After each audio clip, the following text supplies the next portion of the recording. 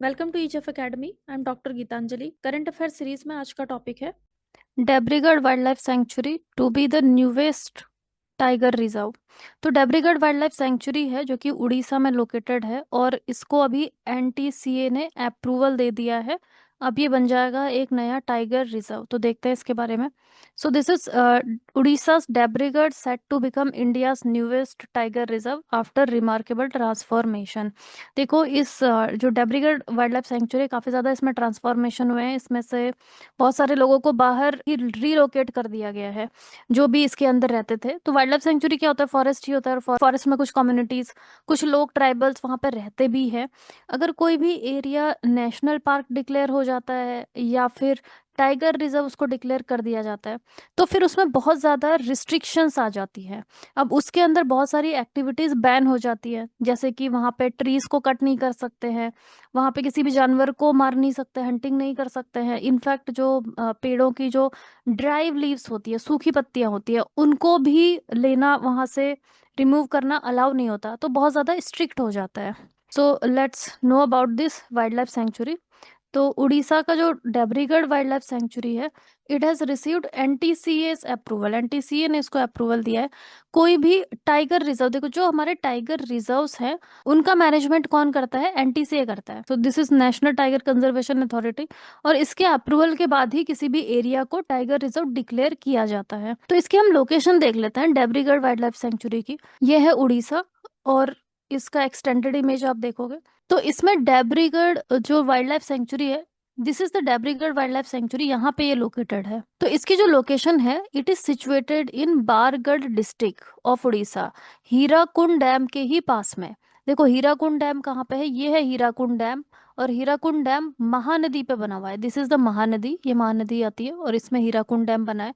इसके पास में ये है डेब्रीगढ़ वाइल्ड लाइफ सेंचुरी, जो कि अब इसको टाइगर रिजर्व डिक्लेयर कर दिया गया है। जो डेब्रीगढ़ वाइल्ड लाइफ सेंचुरी है, ये वाइल्ड लाइफ सेंचुरी बना था 1985 में। तो कोई भी जो फॉरेस्ट होता है वो अगर वाइल्ड लाइफ सेंचुरी है तो उसको हम अपग्रेड कर सकते हैं, उसको नेशनल पार्क बनाया जा सकता है या फिर टाइगर रिजर्व बनाया जा सकता है।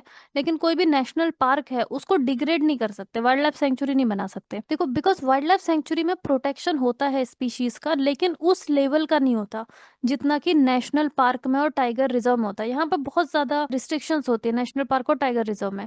वाइल्ड लाइफ सेंचुरी थोड़ा सा कम रिस्ट्रिक्टेड होता है। यहाँ पे वाइल्ड लाइफ सेंचुरी जो है उसमें जो भी लोग रहते हैं फॉरेस्ट के आसपास में, उनको कुछ चीजें अलाउड होती है यहाँ पे, जैसे कि जो ट्रीज हैं वो ट्रीज का इस्तेमाल कर सकते हैं, पेड़ों का एक लिमिट में। जो ड्राई लीव्स को इस्तेमाल कर सकते हैं, ग्रेजिंग करवा सकते हैं, उनके जो जानवर होते हैं उनको ग्रेजिंग करवा सकते हैं उनकी। तो कुछ एक्टिविटीज यहाँ पे अलाउड होती है वाइल्ड लाइफ सेंचुरी में। लेकिन जैसे ही ये नेशनल पार्क बन जाता है या टाइगर रिजर्व बन जाता है, सारी एक्टिविटीज यहाँ पे खत्म हो जाती हैं। तो जो ये डेब्रीगढ़ वाइल्ड लाइफ सेंचुरी है, 1985 में ये वाइल्ड लाइफ सेंचुरी बना था और अब ये 2025 में टाइगर रिजर्व बन जाएगा। अब उड़ीसा में और भी प्रोटेक्टेड एरियाज है, वो हम देख लेते हैं क्या क्या इंपॉर्टेंट एरियाज है यहाँ पे प्रोटेक्टेड में। पहला है नेशनल पार्क। नेशनल पार्क, दो इंपॉर्टेंट नेशनल पार्क हैं इसमें, एक तो भिटारकणिका नेशनल पार्क है, दूसरा सिमलीपाल नेशनल पार्क। इनकी भी हम लोकेशन देख लेते हैं। Bhitarkanika national park, this is Bhitarkanika, यहाँ पे ये प्रेजेंट है। और दूसरा है Similipal national park, this one, ये भी it is also very important. Then wild life sanctuary में है Badrama wild life sanctuary which is located here, this is Badrama wild life sanctuary. उसके बाद ये तो डेब्रीगढ़ वाइल्ड लाइफ सेंचुरी यहाँ पे है ही present. Then Nandankanan wild life sanctuary आप देख सकते हो। Gahirmatha wild life sanctuary, it is important क्योंकि यहाँ पे जो ऑलिव रिडले टर्टल्स हैं, ठीक है, ऑलिव रिडले टर्टल्स को यहाँ पे कंजर्वेशन मिलता है। एंड नालाबन वाइल्ड लाइफ सेंचुरी है, Lakhari valley wild life sanctuary है। तो ये इंपॉर्टेंट यहाँ पे वाइल्ड लाइफ सेंचुरीज और नेशनल पार्क प्रेजेंट है उड़ीसा में। ये जो डेब्रीगढ़ वाली जो एरिया है, हिस्टोरिकली भी ये इंपॉर्टेंट है। यहाँ पे जो फ्रीडम फाइटर थे वीर सुरेंद्र साय, ब्रिटिशर्स के अगेंस्ट उन्होंने वॉर भी किया था, तो इनका जो बेस एरिया था पूरा वो इसी एरिया में था। जो डेब्रीगढ़ वाला जो एरिया है, इस एरिया को ही उन्होंने अपना बेस बनाया था जब उन्होंने ब्रिटिशर्स के अगेंस्ट उनका विरोध किया था, ब्रिटिशर्स का। Before moving ahead I would like to inform you that आप हमारे ऑनलाइन कोर्सेज ज्वाइन कर सकते हैं for Indian forest services optional, forestry and geology optional, UPSC geography optional and UGC NET JRF. Course registration link is given in the description box. For any query or doubt, you can contact us on the given numbers. देखो, तो अब ये बनने वाला है tiger reserve. तो अब हमें देखना पड़ेगा कि टाइगर रिजर्व कैसे ऑपरेट होते हैं, कैसे उनका मैनेजमेंट होता है. Tiger reserve in situ conservation है. जो कंजर्वेशन किया जाता है बायोडाइवर्सिटी का या स्पीशीज का, दो तरीके से किया जाता है. एक तो इन सिटू और दूसरा है एक्स सिटू कंजर्वेशन. इन सिटू कंजर्वेशन का क्या मतलब है कि जो हैबिटेट है, हैबिटेट मतलब कि जो फॉरेस्ट है, टाइगर कहाँ पे पाया जाएगा, फॉरेस्ट में ही पाया जाएगा. तो फॉरेस्ट में ही, उसके हैबिटेट में ही जब हम उसको प्रोटेक्शन देते हैं, उसे हम कहते हैं in situ conservation. Ex situ conservation का मतलब कि अब इसके हैबिटेट से हम इसको निकाल के लेके जाएंगे, किसी जू में हम इसको ले जा सकते हैं या किसी भी ब्रीडिंग सेंटर में हम इसे ले जा सकते हैं और वहां पे उसको प्रोटेक्शन मिल रहा है, तो उसे हम कहते हैं एक्स सिटू कंजर्वेशन. तो tiger reserves are part of in situ conservation. जो टाइगर है, इसको नेशनल एनिमल डिक्लेयर किया गया था 1973 में. 1973 से पहले लायन जो था वो था नेशनल एनिमल. तो 1970s के टाइम पे जब सेंसस होता है, टाइगर सेंसस, तो पता चलता है कि टाइगर्स का नंबर बहुत ज़्यादा डिक्लाइन हो चुका है. इसलिए गवर्नमेंट टाइगर कंजर्वेशन के लिए बहुत सारे स्टेप्स भी लेती है और टाइगर को नेशनल एनिमल भी डिक्लेयर कर दिया जाता है. अब टाइगर कंजर्वेशन के लिए सबसे पहले जिम कॉर्बेट नेशनल पार्क जो कि उत्तराखंड में, वो क्रिएट किया गया था 1936 में, ताकि टाइगर्स को कंजर्वेशन दिया जा सके. टाइगर का हम प्रोटेक्शन स्टेटस देखते हैं, इसको किन लॉज और एक्ट के अंडर में प्रोटेक्ट किया जाता है. सबसे पहले तो ये एंडेंजर्ड कैटेगरी में है, आईयूसीएन की जो रेड लिस्ट है उसके. इससे पहले ये क्रिटिकली एंडेंजर्ड कैटेगरी में था, इसका पॉपुलेशन नंबर बहुत ज्यादा कम हो गया था. अभी थोड़ा सा इम्प्रूव हुआ है आफ्टर टाइगर प्रोजेक्ट, तो अभी ये एंडेंजर्ड कैटेगरी में है, बट स्टिल इसके नंबर अभी भी कम है, बट वो इम्प्रूव हो रहे हैं. वाइल्ड लाइफ प्रोटेक्शन एक्ट है 1972, उसके शेड्यूल 1 में इसको रखा गया है. वाइल्ड लाइफ प्रोटेक्शन एक्ट में पहले 6 शेड्यूल थे, अब इसमें 4 शेड्यूल हैं. इसका जो शेड्यूल 1 और 2 है, उसमें बहुत ज़्यादा पेनल्टी है. उसमें जितने भी स्पीशीज़ को रखा गया है, उन स्पीशीज़ की अगर हंटिंग करी जाती है तो उसमें इम्प्रिजनमेंट भी हो सकता है, जेल भी जाना पड़ सकता है और फाइन भी लगता है साथ में. तो वो टोटली बैन होता है. तो टाइगर को रखा गया है शेड्यूल 1 में. उसके अलावा शेड्यूल 3 और शेड्यूल 4 भी है, जिनमें कि और भी एनिमल्स को रखा गया है उनके नंबर के आधार पे. इट मीन्स कि जो बहुत ही ज़्यादा क्रिटिकली एंडेंजर्ड है, जिनका नंबर बहुत ज़्यादा डिक्लाइन हो रहा है, उनको शेड्यूल 1 शेड्यूल 2 में रखा गया है. और उसके बाद जिनको थोड़ी प्रोटेक्शन की ज़रूरत है, जिनके नंबर उतना ज़्यादा डिक्लाइन नहीं है, उनको शेड्यूल 3 4 में रखा गया है. जो टाइगर है, इसको सिर्फ 2 ही कंडीशन में इसकी किलिंग हो सकती है. अगर इसको कोई डिजीज हो गया, ठीक है, कोई बीमारी हो गई, तो एक टाइगर से दूसरे टाइगर में ट्रांसमिट हो सकती है, और फिर इस तरीके से पूरे टाइगर पॉपुलेशन में अगर फैल जाएगा तो बहुत सारे जो टाइगर्स हैं उनकी डेथ हो सकती है. तो उस केस में इसे किल किया जा सकता है, मारा जा सकता है. या फिर कोई डिसेबिलिटी हो चुकी है टाइगर को, जो कि अब रिकवर नहीं हो सकता. और दूसरा, अगर ये थ्रेट बन जाता है ह्यूमन लाइफ के लिए, ये अगर मैन ईटर बन गया, ह्यूमन पे अटैक करना इसने शुरू कर दिया, तो उस केस में भी इसकी हंटिंग हो सकती है. अदरवाइज किसी और कंडीशन में टाइगर्स की हंटिंग नहीं हो सकती है. In no case tiger can be declared vermin. देखो, वर्मिन का मतलब क्या होता है. वर्मी जो है, ये भी वाइल्ड लाइफ प्रोटेक्शन एक्ट के ही शेड्यूल में इसको रखा गया है, कुछ जानवरों को. वर्मिन का मतलब ये होता है कि ऐसे जो जानवर है, फॉर एग्जाम्पल सपोज कहीं पे डियर स्पीशीज जो है उसका बहुत ज़्यादा नंबर बढ़ चुका है, इतना ज़्यादा उसका नंबर बढ़ गया कि वहाँ पे जो भी एग्रीकल्चर फील्ड है, जो भी खेत हैं, वहाँ पे वो फसलों को बहुत ज़्यादा नुकसान पहुंचा रहे हैं किसी भी स्टेट में, सपोज यूपी के किसी डिस्ट्रिक्ट में. स्टेट, उस केस में स्टेट गवर्नमेंट जो है, सेंट्रल गवर्नमेंट को ये रिक्वेस्ट कर सकती है कि आप जो डियर है उसको वर्मिन डिक्लेयर कर दो. अब अगर ये वर्मिन डिक्लेयर हो जाता है, तो उस एरिया में जहाँ पे कि इसको वर्मिन डिक्लेयर किया गया है, उस एरिया में कुछ टाइम के लिए इसकी हंटिंग हो सकती है. मतलब इसका क्योंकि बहुत ज़्यादा नंबर बढ़ गया है, तो कुछ पॉपुलेशन को कम किया जा सकता है हंटिंग के थ्रू. तो उन्हें ही हम कहते हैं वर्मिन. वर्मिन में वो एनिमल्स आते हैं जिनकी हंटिंग होना अलाउड होता है. ठीक है, तो कुछ जानवरों को वर्मिन डिक्लेयर किया जा सकता है अगर वो ह्यूमन को नुकसान पहुंचा रहे हैं, फसलों को नुकसान पहुंचा रहे हैं, उस केस में.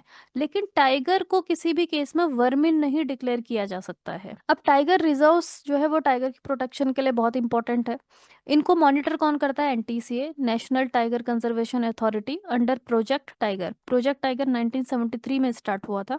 अब टाइगर रिजर्व जो है वो काम करता है कोर बफर स्ट्रैटेजी में। मतलब सपोज ये पूरा एरिया है जिसको कि टाइगर रिजर्व डिक्लेयर कर दिया गया है। अब इसमें होता है एक कोर एरिया जो अंदर का एरिया है, एकदम फॉरेस्ट के अंदर का जो एरिया है, यहाँ पे सबसे ज्यादा पॉपुलेशन मिलेगी आपको टाइगर्स की, ठीक है। इसके जो बाहर का एरिया है उसे हम कहते हैं बफर एरिया। यहाँ पे अब होता क्या है कि अगर कोर एरिया में टाइगर को प्रोटेक्शन मिल रहा है तो डेफिनेटली उसका नंबर इंक्रीज होगा। अगर नंबर इंक्रीज होगा तो फिर वो थोड़ा बाहर के एरिया में भी उसका मूवमेंट होगा। इसलिए इस एरिया को बफर एरिया डिक्लेयर किया जाता है। और यहाँ पे भी देखो, कोर एरिया में तो कोई भी एक्टिविटी नहीं होती, ह्यूमन एक्टिविटी। बफर एरिया में थोड़ी बहुत एक्टिविटीज अलाउड होती है। जैसे for example Kanha tiger reserve है जो कि एमपी में है। अब आप इसमें देख सकते हो ये पूरा एरिया क्या है, this is a tiger reserve, ठीक है, कान्हा टाइगर रिजर्व। इसमें ये जो अंदर का एरिया है, दिस डार्क एरिया, यहाँ पे ये कोर एरिया है, this is the core area. यहाँ पे कोई भी ह्यूमन एक्टिविटी यहाँ पे अलाउड नहीं होती है, ठीक है। अब इसका जो बाहर का जो एरिया है ये बफर एरिया है, इसमें कुछ ह्यूमन एक्टिविटीज को अलाउ किया जाता है। तो हम देखते हैं जो कोर एरिया है ये होता है free from all the human activities. तो कोर एरिया में कुछ भी अलाउ नहीं होता है, कोई भी ह्यूमन एक्टिविटीज। इसको एक लीगल स्टेटस मिलता है नेशनल पार्क या वाइल्ड लाइफ सेंचुरी का। तो मेनली इसको नेशनल पार्क का ही एक स्टेटस मिलता है। नेशनल पार्क में भी कोई भी ह्यूमन एक्टिविटी अलाउड नहीं होती है वहां पे। जैसे कि कोई भी माइनर फॉरेस्ट प्रोड्यूस है, माइनर फॉरेस्ट प्रोड्यूस में जैसे कि ड्राई लीव्स है, ठीक है, या फिर इसी तरीके से ड्राई स्टेम्स हैं, वो सब कुछ भी यहाँ पे कलेक्ट करना अलाउड नहीं होता, ग्रेजिंग अलाउड नहीं होता, ये सब अलाउड नहीं होता है यहाँ पे कोर एरिया में, ठीक है। ये इसको सिर्फ और सिर्फ टाइगर कंजर्वेशन के लिए ही रखा जाता है, but without affecting right of scheduled tribes and forest dwellers. देखो कुछ लोग हैं जो बहुत बहुत ज्यादा टाइम से, बहुत सालों से उनकी बहुत सारी जनरेशन्स जंगलों में ही रहती है, फॉरेस्ट में ही रहती है, ठीक है। तो उसमें कुछ शेड्यूल्ड ट्राइब्स भी आते हैं, फॉरेस्ट ड्वेलर्स भी आते हैं, उनके जो राइट्स होते हैं वो प्रोटेक्टेड होते हैं अंडर दिस कोर एरिया में भी, उनको थोड़े राइट्स मिल जाते हैं, लेकिन बाकी किसी को भी कोई भी राइट यहाँ पे नहीं मिलता। अब ये जो टाइगर रिजर्व है या फिर जो कोर एरिया है इसको डिक्लेयर नोटिफाई कौन करता है, स्टेट गवर्नमेंट। लेकिन वो कंसल्ट करती है पहले एक्सपर्ट कमिटी से। एक्सपर्ट कमिटी ही बताती है कि कहाँ पे हमको कोर एरिया बनाने की जरूरत है। फिर अब बफर एरिया, अब ये बाहर का जो एरिया है ये है बफर एरिया, इसको हम कोर डेवलपमेंटल एरिया कहते हैं। अब यहाँ पे विलेजेस भी होते हैं, यहाँ पे ह्यूमंस रहते भी हैं। देखो यहाँ पे उनको, जो भी लोग यहाँ पे रहते हैं उनको थोड़े राइट्स यहाँ पे दिए जाते हैं, इसलिए ताकि, क्योंकि अगर ह्यूमन यहाँ पे रहते हैं तो उनको भी अपनी डे टू डे लाइफ के लिए ज़रूरत होती है, सो दैट कि वो कोर एरिया में ना जाए और वहां पे जाके कुछ भी एक्टिविटी ना करे, इसलिए उनको थोड़े बहुत राइट मिल जाते हैं बफर एरिया में। बफर एरिया में अलाउ कर दिया जाता है उनको। बफर एरिया में क्या क्या अलाउड होता है, जैसे कि माइनर फॉरेस्ट प्रोडक्ट को वो अलाउ कलेक्ट कर सकते हैं, ग्रेजिंग करवा सकते हैं यहाँ पे, but on the sustainable basis. ऐसा नहीं कि वो एक्सेस नहीं कर सकते हैं, सस्टेनेबल बेसिस पे कर सकते हैं। देखो अब जो शेड्यूल्ड ट्राइब्स है या फॉरेस्ट ड्वेलिंग कम्युनिटी, मतलब जो बहुत टाइम से फॉरेस्ट में रहते हैं, उनको कुछ राइट्स मिले हैं अंडर फॉरेस्ट राइट्स एक्ट 2006 में, उनको कुछ राइट्स मिले हैं फॉरेस्ट में ही। तो ये जो बफर एरिया है ये एक सप्लीमेंट्री हैबिटेट की तरह काम करता है। Supplementary habitat means supplementary habitat for dispersing tigers. तो जो टाइगर्स की नंबर यहाँ पे बढ़ जाएगा, वो बाहर यहाँ पे भी रह सकते हैं, यहाँ पे भी जा सकते हैं, यहाँ पे भी उनको प्रोटेक्शन मिलेगा। बफर एरिया में भी they can not be hunted, यहाँ पे भी उनको हंटिंग उनकी नहीं हो सकती है, ठीक है, बफर एरिया में भी उनको, ताकि प्रोटेक्शन मिल सके। लिमिट्स, अब जो बफर एरिया है उसकी लिमिट कितनी होगी उसको कौन डिसाइड करता है, जो ग्राम सभा वहां पे होती है और जो एक्सपर्ट कमेटी होती है वो मिलकर डिसाइड करते हैं कि बफर एरिया कहाँ तक एक्सटेंड करेगा।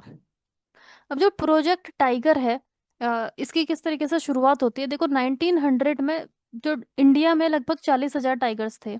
उसके बाद जब फर्स्ट कंट्री में पहली बार जब टाइगर्स का नंबर सेंसस किया गया था 1972 में, तो ये 40,000 से 1,800 ही टाइगर रह गए थे। उसके बाद ही फिर प्रोजेक्ट टाइगर लॉन्च किया गया था 1973 में, ताकि जो टाइगर्स हैं उनका वाइबल पॉपुलेशन को मेंटेन किया जा सके। वाइबल पॉपुलेशन मतलब इतनी पॉपुलेशन तो हो कि वो एक्सटिंक्ट ना हो, ठीक है, that is called the viable population.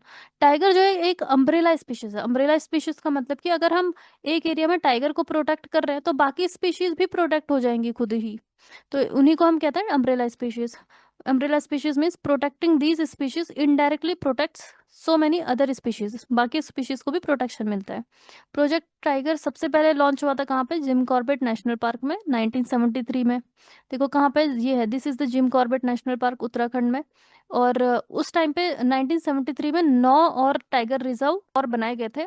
अभी 2025 में कितने हो चुके हैं? इनका नंबर 58 है। अब जो नया टाइगर रिजर्व अभी डेब्रीगढ़ टाइगर रिजर्व के बाद ही हो जाएगा 59। ठीक है, तो टाइगर रिजर्व्स को एडमिनिस्टर करता है NTCA, national tiger conservation authority. तो एनटीसीए जो था उसको स्टैट्यूटरी स्टेटस मिला था 2006 में, वाइल्ड लाइफ प्रोटेक्शन एक्ट 1972 के अंडर में। एनटीसीए एडमिनिस्टर करता है प्रोजेक्ट टाइगर को, और project tiger is centrally sponsored. तो सेंट्रली स्पॉन्सर्ड का मतलब क्या है कि इसमें जितना भी फाइनेंस लगेगा उसका कुछ पोर्शन सेंटर देगा और कुछ पोर्शन स्टेट गवर्नमेंट यहाँ पे पे करेगा। टाइगर रिजर्व्स ऑफ इंडिया, देखो इंडिया में 80% टाइगर पाए जाते हैं वर्ल्ड के। ठीक है, वर्ल्ड का जितना भी पॉपुलेशन है उसका 80% जो टाइगर्स हैं वो इंडिया में ही पाए जाते हैं।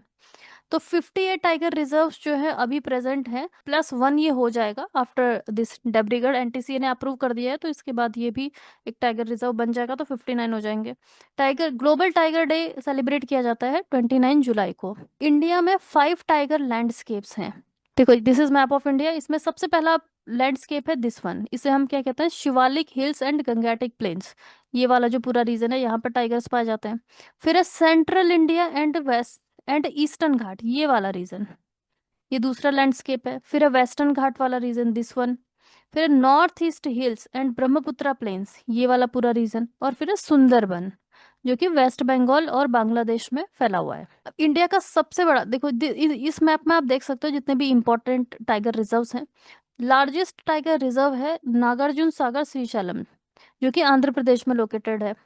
और सबसे छोटा टाइगर रिजर्व है बोर टाइगर रिजर्व, जो कि महाराष्ट्र में प्रेजेंट है। टाइगर की अगर हम स्पीशीज देखें तो 9 स्पीशीज थी पहले, उनमें से 3 स्पीशीज एक्सटिंक्ट हो चुकी है ऑलरेडी। बाली टाइगर ये एक्सटिंक्ट हो चुका है। कैस्पियन टाइगर ये भी एक्सटिंक्ट हो चुका है। जावा टाइगर ये भी एक्सटिंक्ट हो चुका है।